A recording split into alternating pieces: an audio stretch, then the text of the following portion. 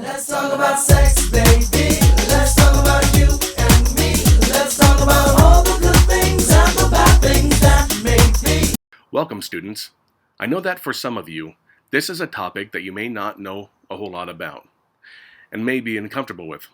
You may have a lot of questions regarding this subject, and I want to be able to answer those questions in an honest environment. By the end of this discussion, I want you to be informed about and comfortable about yourself regarding this subject. Now, for most of you, I understand that you are very uncomfortable about talking about sex with your parents. And in fact, some cases, your parents might feel the same way about talking about sex with you. Now, most teens get their sex ed from their friends, what they see on TV, movies, and mostly by finding explicit material on the internet. But the information that you find on those places is just not real life. Now, it just isn't true. You should be getting your information from your parents. Parent-child relationships affect the likelihood of sexual initiation, substance abuse, and depression amongst adolescents. There are risk factors and protective factors associated with PI and teen sexual behavior. These risk and protective factors are complex and overlapping, demonstrating the need to use a theoretical model based on multiple family-based factors when examining the role of families in adolescent health outcomes. But the problem is that parents are either too embarrassed to have the discussion or they think the school will do it, which is a catch-22. Now, because parents won't have the discussion topic, and they think the schools will, but when the schools do it, parents blow up because they're saying too much. Where's that fine line lie? The problem is that the schools don't go into much detail either. Schools don't have extended talks about prevention. They discuss pills and condoms, and they barely discuss STDs. And some schools even use the baby simulator. Now, it might be an actual real doll, or it might be an egg, or now they might have even an app on their phone that could help with this too. But we need to dive deeper. The statistics of teen pregnancy and teen STDs are very alarming.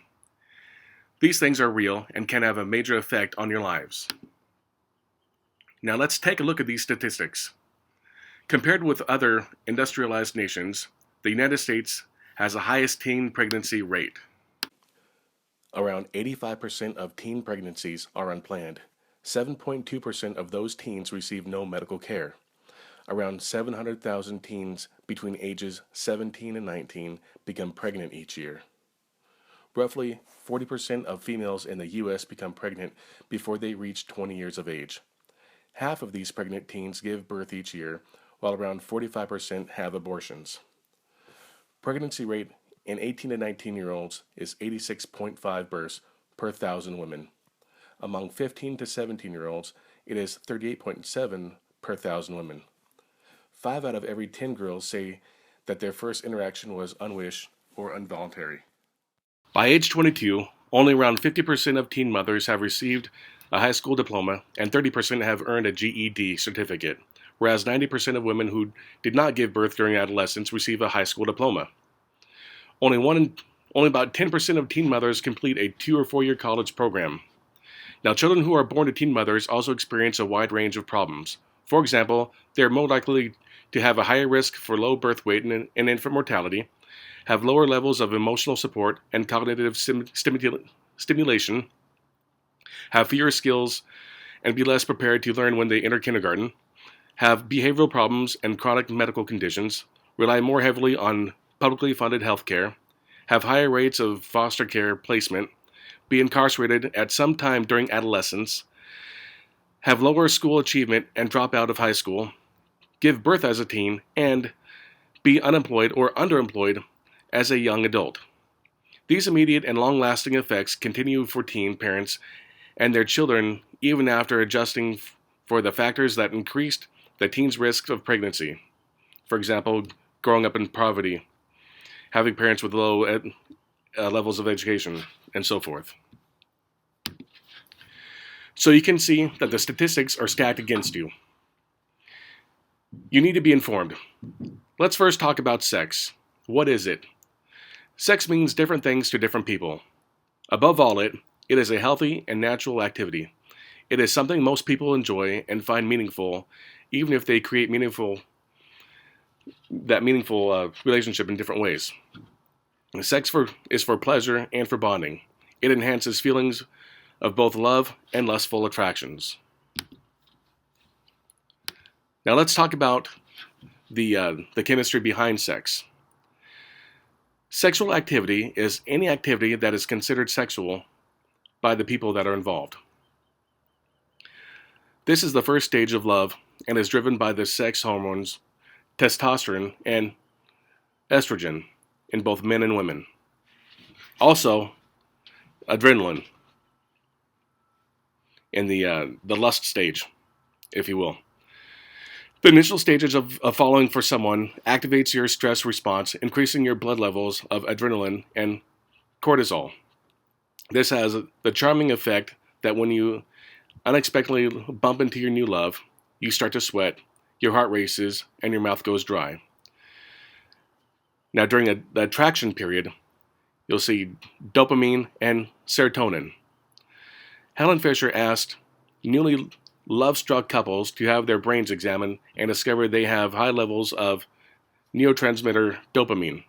This chemical stimulates the desire and reward by triggering an intense rush of pleasure. It has the same effect on the brain as taking cocaine.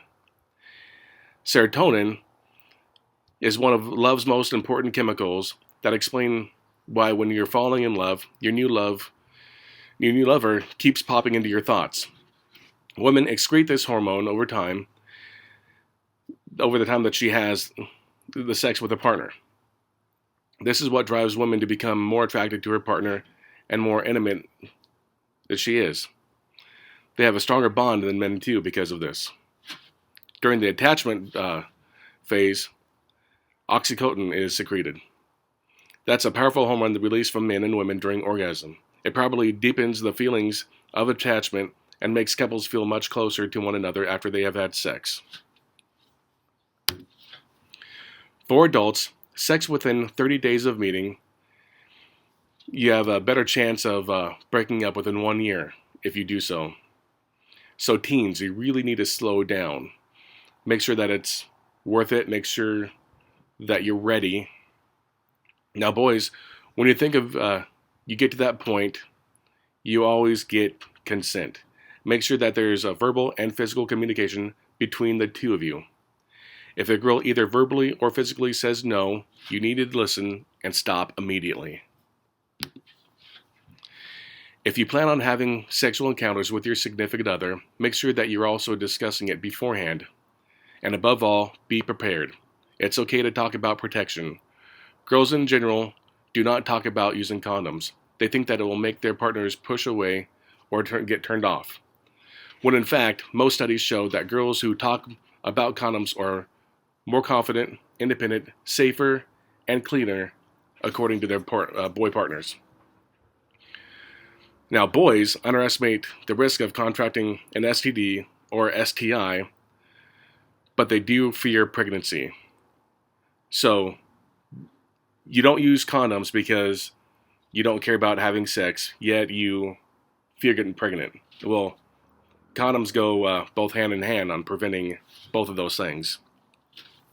Not only can unprotected sex cause STDs, but sexually active girls are prone to other infections as well. Now, here are some facts about STDs. So if you end up pregnant, there are social effects as well. Teens who do attend college have to bear taunts and remarks from their peers. Teen pregnancy hinders the mom from pursuing higher education, sometimes too, and that's an issue. Now, teen pregnancies increase the risk of spending their entire life in poverty. 80% of teen mothers have to rely on social welfare to raise their child.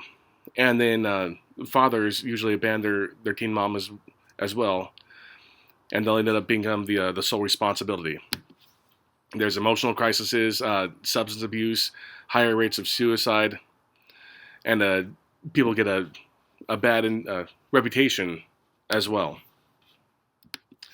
Now, after hearing all this, of the facts and information, are there any questions that you guys have?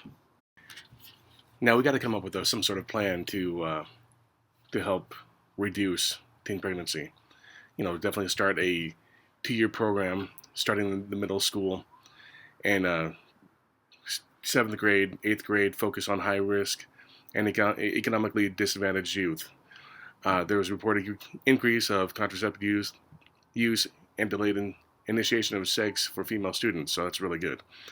Uh, Reach health community youth services, offer uh, peer-led self-education as well, reducing the risk. That is a sexual education course with a curriculum based both on abstinence and contraceptive use, but go deeper than that. We got to get our parents involved. We got to get the community involved. We have to get everybody on board and making sure that it's okay to talk about it. Talk to your parents about it as well. Parents need to talk to their kids in short spurts, and find times to do so. And just talk about safer choices. Program that benefits,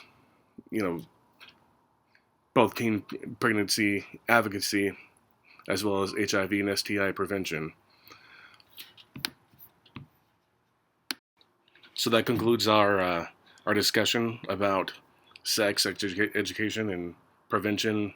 Thank you guys for your time. Really appreciate you guys taking the time to listen, and I will talk to you soon.